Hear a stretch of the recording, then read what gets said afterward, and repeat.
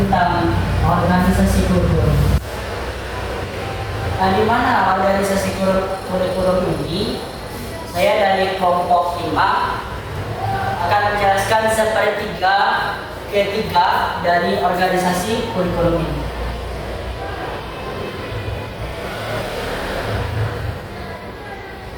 Nah, saya di sini akan menjelaskan terlebih dahulu. Yang pertama, prosedur keorganisasian kurikulum.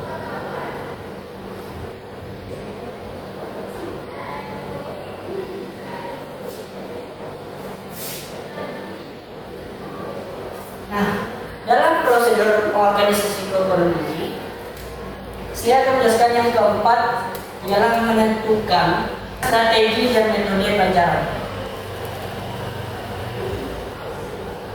Nah, di dalam organisasi kurikulum ini, langkah yang keempat ialah menentukan strategi dan metode pelajaran. Nah, strategi dan metode pembelajaran di sini yang digunakan agar materi tersebut tercapai terhadap tujuan kurikulum. Nah, strategi tersebut dipilih berdasarkan karakteristik materi, tujuan pembelajaran, dan juga siskon. Apa itu siskon? Ialah situasi dan kondisi peserta didik. Nah, jika strategi kurikulum ini tidak sesuai terhadap situasi dan kondisi peserta didik, maka peserta didik itu akan merasa bosan lah dan lain sebagainya, dan juga tidak akan memperhatikan seorang pendidik dalam menjelaskan. Oleh karena itu, strategi tersebut dibuat berdasarkan situasi dan kondisi peserta didik. Kemudian, metode pembelajaran. Nah, setelah adanya strategi, ada juga metode. Nah, metode di sini, metode pembelajaran di sini adalah metode-metode digunakan agar menarik perhatian peserta didik itu. Bagaimana menarik perhatian peserta didik itu? Yang melakukan berbagai macam metode yang dapat memperhatikan peserta didik. Metode-metodenya adanya metode diskusi, tanya jawab, dan lain sebagainya.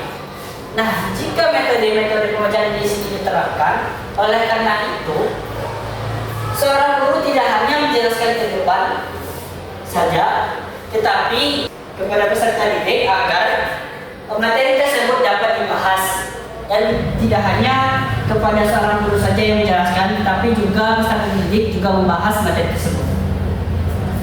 Kemudian, yang kelima ialah menentukan alokasi waktu.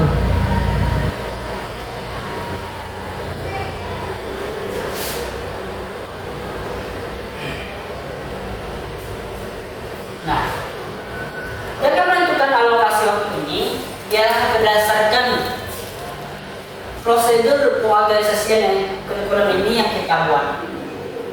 Nah, waktu di sini ialah bagaimana kita dapat manajemen waktu terhadap strategi ataupun metode pembelajaran yang kita buat.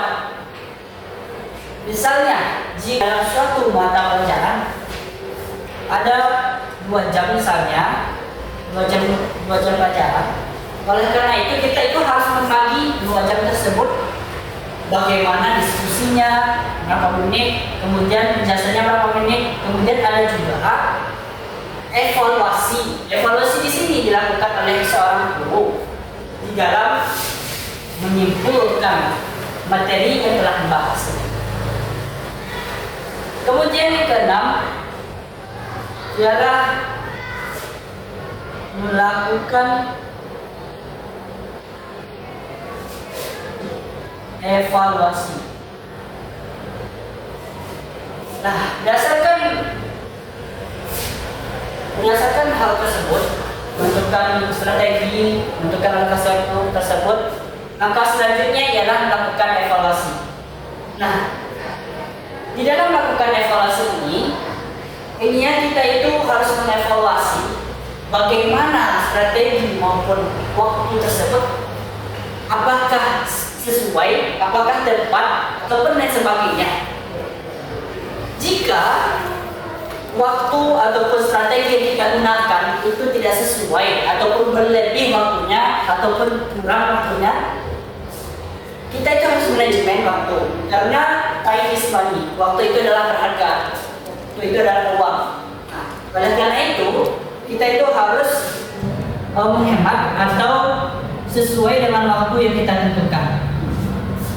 Nah, di dalam mengevaluasi di sini, jadinya apakah strategi yang kita gunakan tersebut sesuai tidak terhadap kondisi peserta didik. Nah, metode tersebut sesuai tidak peserta didik. Nah, berdasarkan hal tersebut, kita dapat menyimpulkan apakah yang kita gunakan tersebut sesuai atau tidaknya terhadap situasi dan kondisi peserta didik. Selanjutnya, melakukan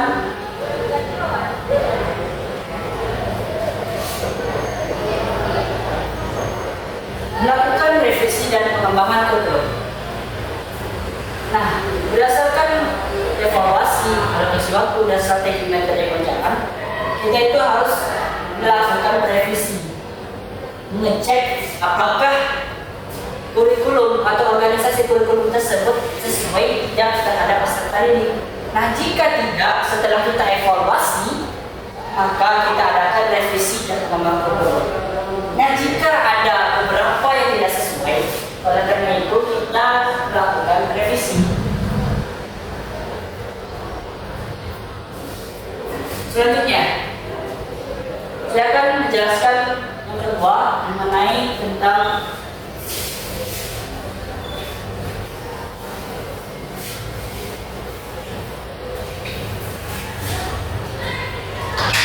saya sini akan menjelaskan tentang yang kedua tentang faktor yang harus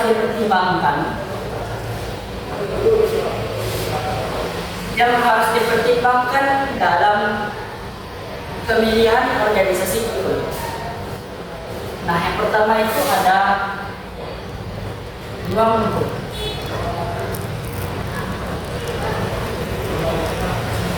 Yang pastinya ruang lingkup itu ialah terhadap suatu kelas yang berisikan beberapa peserta didik agar organisasi kurikulum itu tercapai dan juga sesuai terhadap kebutuhan peserta didik. Nah, ruang lingkup di sini kita seorang pendidik harus memperhatikan ruang lingkup, bagaimana situasi dan kondisi peserta didik yang berada di suatu ruangan tersebut atau di suatu kelas tersebut. Nah, jika di suatu kelas tersebut melakukan adanya berbeda-beda berbagai macam gaya belajar terhadap peserta didik.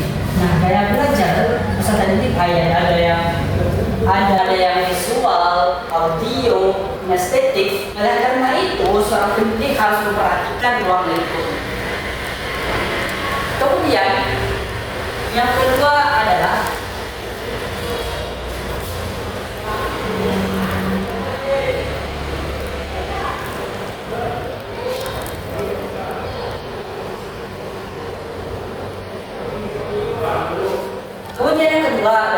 urutan atau sequence. Yang dimana pada urutan di sini ialah berdasarkan yang kita bahas tadi, prosedur dalam urutan terhadap kebutuhan peserta didik.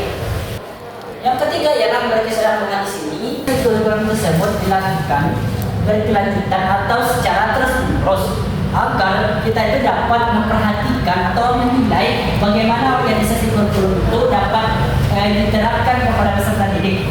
Nah, jika organisasi kurikulum tersebut ada yang kurang rasanya atau tidak pas rasanya, maka oleh karena itu kita revisi. Seperti yang saya jelaskan tadi, oleh karena itu kita harus melakukan revisiannya. Nah, dalam revisi rangkuman di sini ialah melakukan secara terus-menerus. Kemudian poin selanjutnya adalah terpadu atau integrated.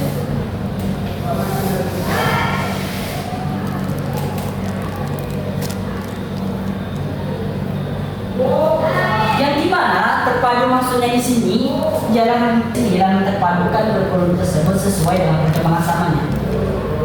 Selanjutnya yang terakhir adalah menentukan alokasi waktu. Menentukan alokasi waktu di sini sebagaimana yang saya jelaskan terhadap prosedur organisasi kurikulum tersebut. Yang intinya menentukan waktu-waktu yang kita gunakan terhadap organisasi kurikulum yang kita buat. Itu saya yang perlu saya sampaikan pada kesempatan kali ini. Semoga bermanfaat. Wassalamualaikum warahmatullahi wabarakatuh.